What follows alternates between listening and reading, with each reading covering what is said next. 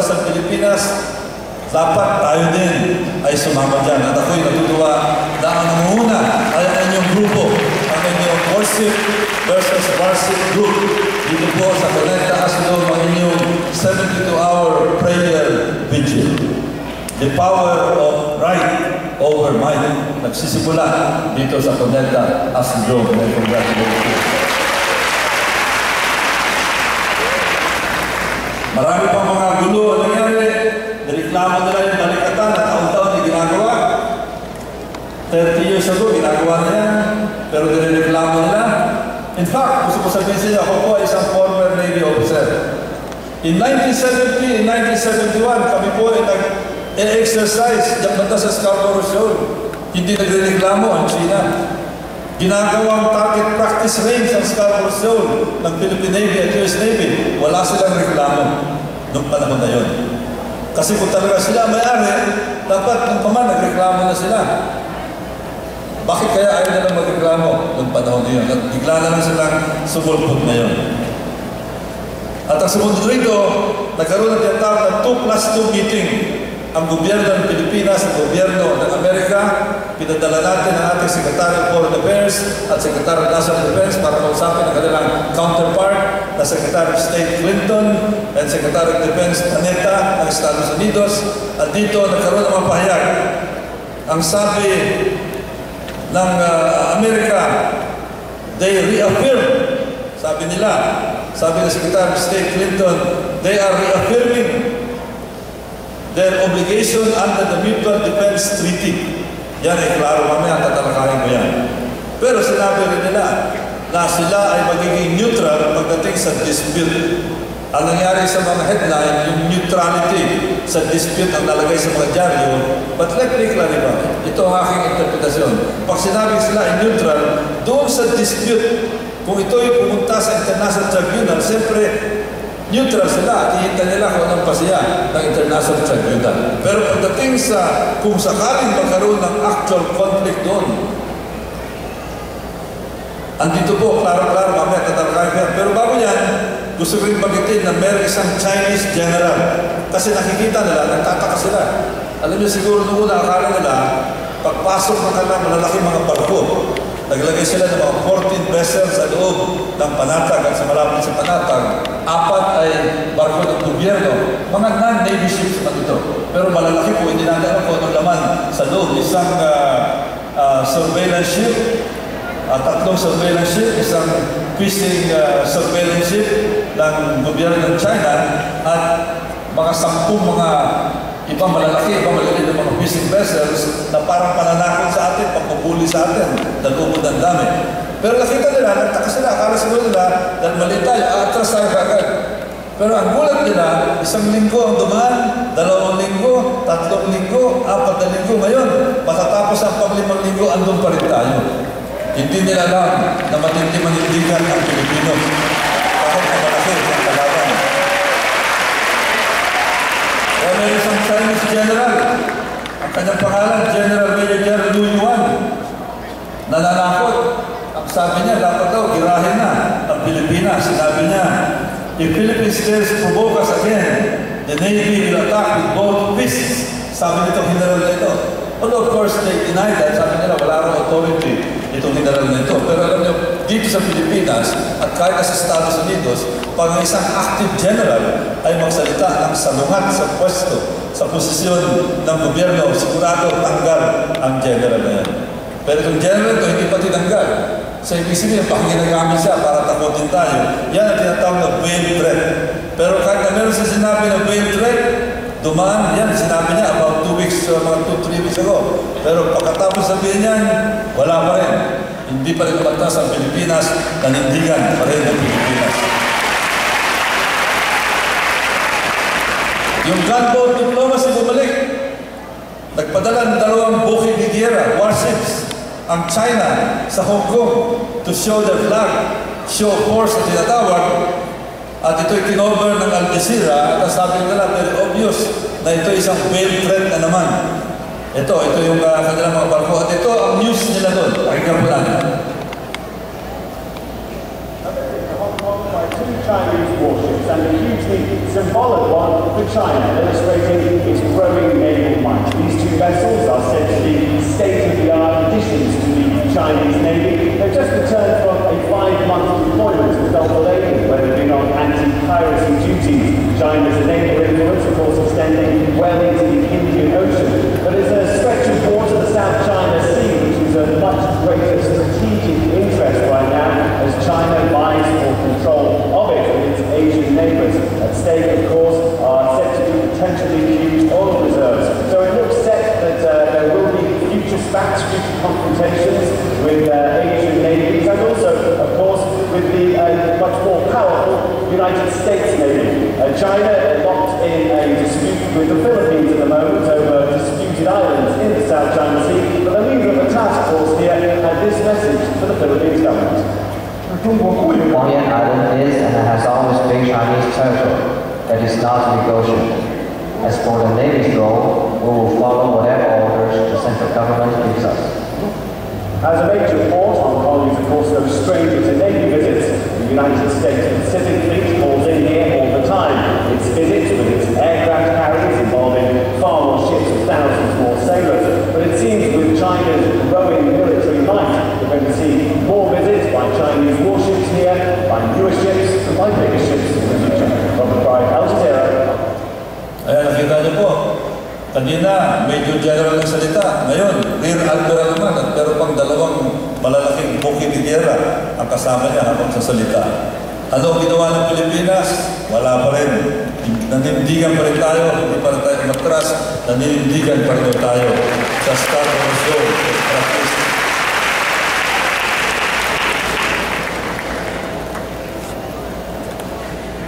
At marami pong mga bagay ito. US reaffirms defense of the Philippines in standoff with China. At ito po ang sinasabi ng Mutual Defense Treaty. Ito importante para po sa mga cynics na nagsasabi na baka hindi raw tumupad ang Estados Unidos sa kanilang obligasyon under the Mutual Defense Treaty. Nakalagay dito, Article 5 of the Mutual Defense Treaty.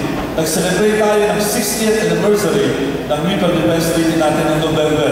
Dumating dito si Secretary Clinton. I was one of those who witnessed the ceremony to celebrate the 60th anniversary. Nakalagay dito, for purposes of Article 4, an armed attack on either of the parties is deemed to include an armed attack on the metropolitan territory of either of the parties or of the island territories under its jurisdiction in the Pacific Ocean, its armed forces, public vessels, or aircraft in the Pacific. In other words, meron nagsasabi na yung practice daw, yung Scarborough, yan ay disputed islands. Kaya hindi pwede ituring ng metropolitan territory. But be that as it may, that is debatable right now. But what is not debatable is that an armed attack on the armed forces, on the public vessels or aircraft in the Pacific will be considered an armed attack on the territory of the other party. Kung meron tayong marine detachment sa Spratlys at yan in-attack, that will be considered an attack. At kailangan mag-responde ang kabilang panig.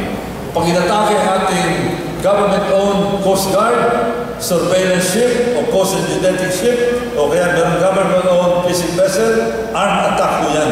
O kaya aircraft natin, armed attack po yan. Yan ay klaro-klaro under the Mutual Defense Treaty.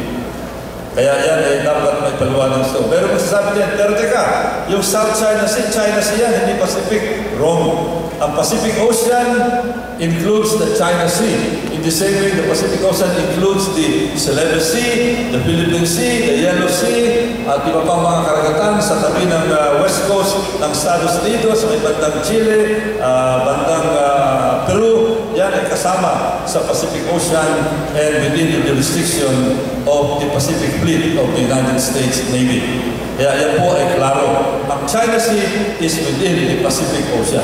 Yan ay sea, yung ocean ay mas malaki. Yan po ay basic na pinag-aralan natin nang tayo nag-aaral ng geography at elementary at high school pa lamang tayo. Yan ay kinarify ng ating Department of Foreign Affairs Secretary yung tungkol sa U.S. support under the Mutual Defense Treaty. Ito naman yung headline, Clinton says US won't take sides in sea dispute. Dispute yan. Yan yung pag-uusapan kung ito'y makarating sa International Court of Justice o kaya sa International Tribunal on the Law of the Sea. Yan ay klaro naman, naiintindihan natin yan. At sinabi rin ng ating gobyerno, ang Scarborough ay hindi magiging katulad ng Mischief Reef. Alam niyo, ang Mischief Reef, nagpabola na yan. 1995, bigla nakita natin na meron silang ginawang struktura ron. Ang Mischief Reef is about 130 nautical miles from Palawan. Nag-alboroto tayo, pero nagpaliwanag ang China, sabi nila, kasi na, yan ay temporary lamang. Para yan sa aming mga fishermen. Okay, pag-alala.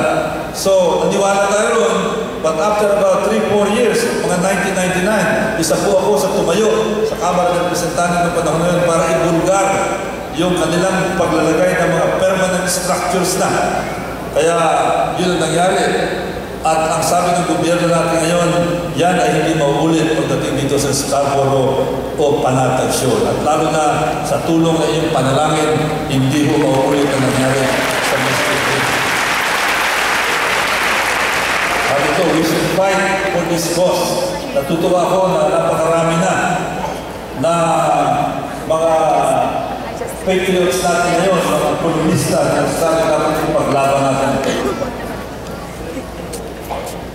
Yung Gango diplomacy, bumalik daw sa East Asia, sa China, at meron pong isang nagsulat, The Riddle of the Scarborough Shoals, nasa Asian Times ito, written by Peter Lee. Mukhang may dugong Chinese po ito, pero ito kanya sinabi. And I quote, so when China asserts a 9-dash line claim far from its mainland and close to the shore of some overmatched country like the Philippines and repudiates any form of third-party mediation, the Chinese action is understandably attributed to some combination of arrogance, obtuseness, and appetite for aggression. Tama ho yan, di ba? Yan ay nasa Asia Times at yan ang talagang indikasyon kung ano ang plano ng China dito. At meron din isang sumulat, ito po sa Chennai Center for China Studies sa India. Alam niyo, nakakagulat, itong standoff na ito ay sinusubaybayan na ng napakaraming mga news organizations, columnists, strategic analysts, mga security analysts all over the world. Kahit na maliit na dyaryo sa loob ng Estados Unidos, sa Europa, sa England, sinusulat ito, binabantayan nila ang pangyayari ito. At ang kinagugulat nila, at ito ay nagdudulot ng paghanga sa Pilipinas. Ang kinagugulat nila, ang Pilipinas ay hindi umaatras dito sa standoff na ito. Kahit na malaki ang ating katapat. Pero ito sinabi ni Pastor Roy, kanyang analysis, sabi niya, a point, nakalagay dito, unfortunately, China has brought these challenges on itself.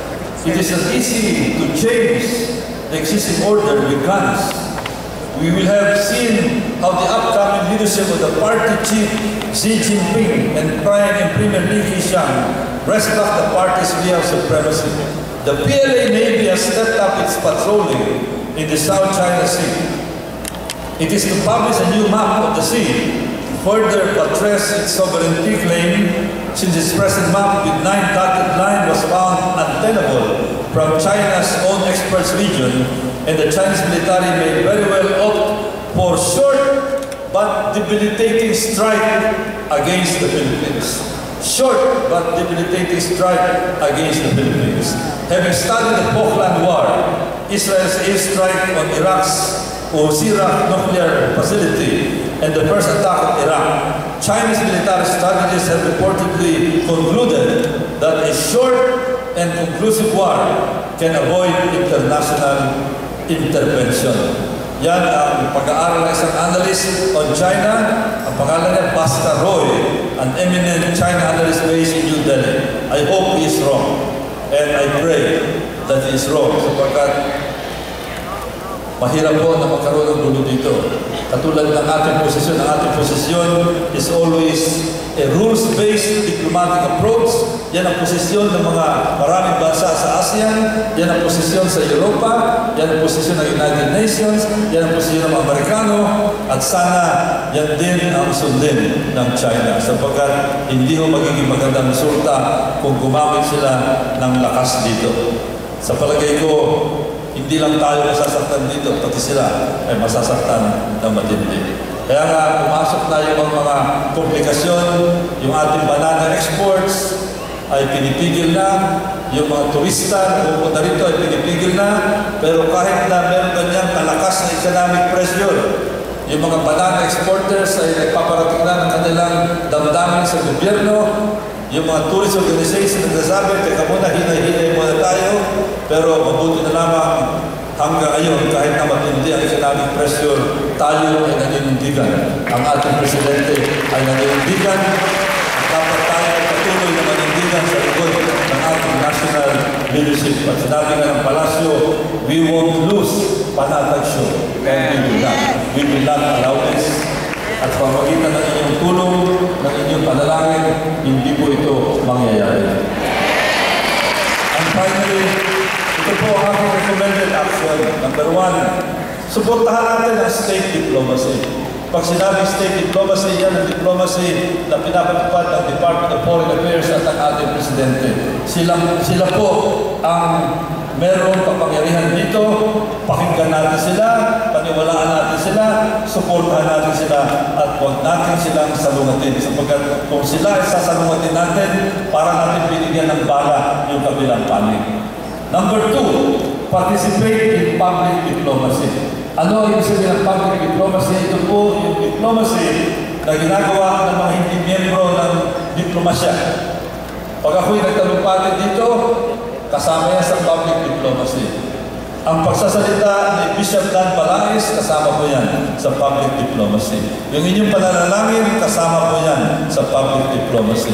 Yung 10 million na mga Pilipino na mag-demonstrate sa harapan ng mga embahada at konsulada ng China sa ibang panig daigdig, kasama ho yan sa public diplomacy.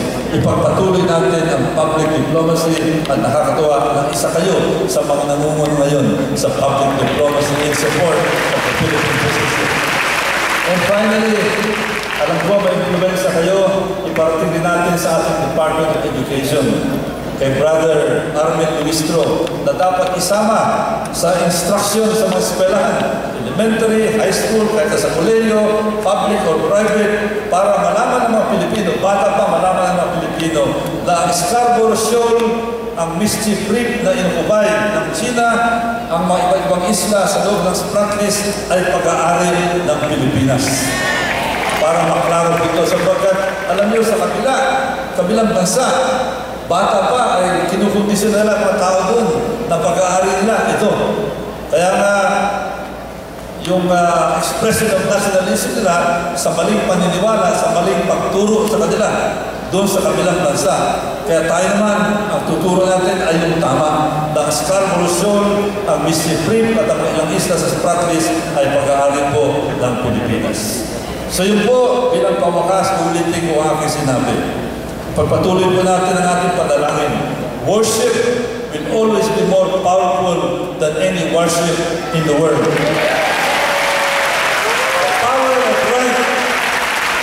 power of right will always dominate the power of might. At ulitin ko ang aking sinabi bilang pagmamahal sa ating bansa. Ipakita natin ang ating pagmamahal sa Pilipinas. Ulitin natin ang sinabi ng isang statesman 200 years ago. Nasabi nga niya, and I would like to repeat this. My country, may she always be right, but right or wrong, my country. Maraming salamat po.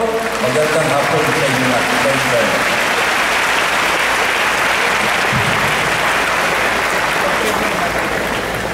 Tuloy po tayo lahat. Pananalayan po natin ang ating congressman. Hallelujah. Can I invite the leaders?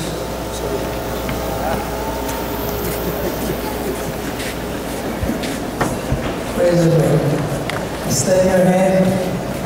Pastors, please. Sit down, please. PJ, please come down. Other pastors, please.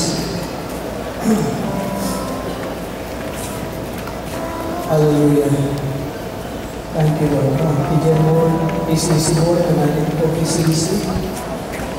I'd like to request Bishop Darren Lapazaran, who loves his nation, is based in America. In this prayer, the Lord needs to prophesy that you do that.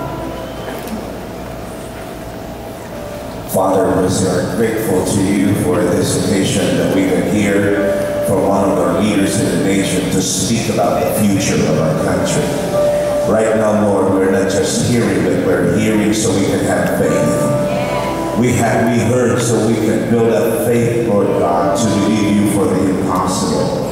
So at this very point of time, Lord, we lay our hands upon our dear brother, as statesman here in our nation, Lord, and even abroad, that you would continually use him mightily for your glory.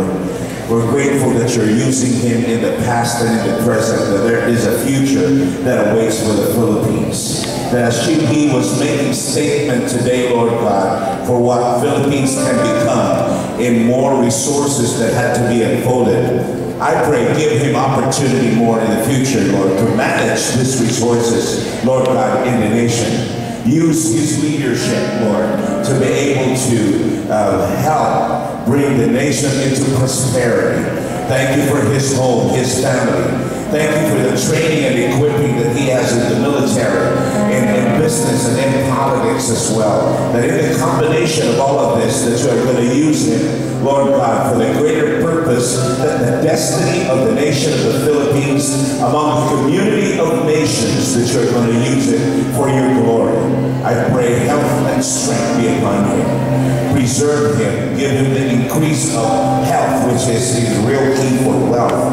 I pray, Lord God, surround him with counsel and with friends that will be able to speak positively for his life. I pray for his home, children, marriage.